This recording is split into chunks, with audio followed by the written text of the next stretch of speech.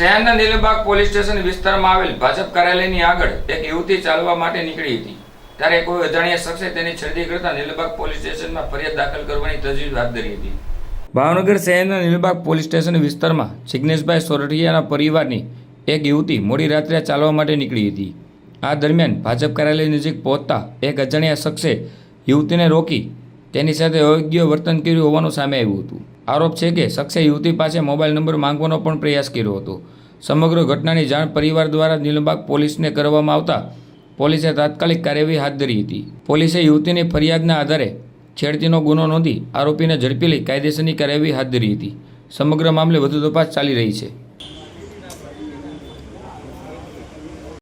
જિગ્નેશભાઈ ખોડુભાઈ સોરઠિયા અમારા ઘરના પુત્રવધુ રાત્રે ચાલવા માટે નીકળે ત્યારે એક અજાણ્યા ઈસમ દ્વારા એની છેડતી કરવામાં આવી। છેડતી કરી એનો હાથ પકડવામાં આવ્યો અને એની પાસેથી એનો નંબર માંગવામાં આવ્યો, જેની વિરુદ્ધ એફઆઈઆર કરવા અમે અત્યારે પોલીસ સ્ટેશને આવ્યા હતા અને પોલીસ દ્વારા એને ગોતી લેવામાં આવ્યો। આપણે અહીંયાથી એ ડિવિઝન પોલીસ સ્ટેશનની સામેથી અને ભાજપ કાર્યાલય સુધીની વચ્ચે એને 3-4 વખત રોકવાની ટ્રાય કરી અને ભાજપ કાર્યાલયથી થોડુંક આગળ આપણે ધોળકિયા સાહેબનું દવાખાનું હતું ત્યાં આગળ એને ઊભી રાખીને એની છેડતી કરીને એનો હાથ પકડ્યો।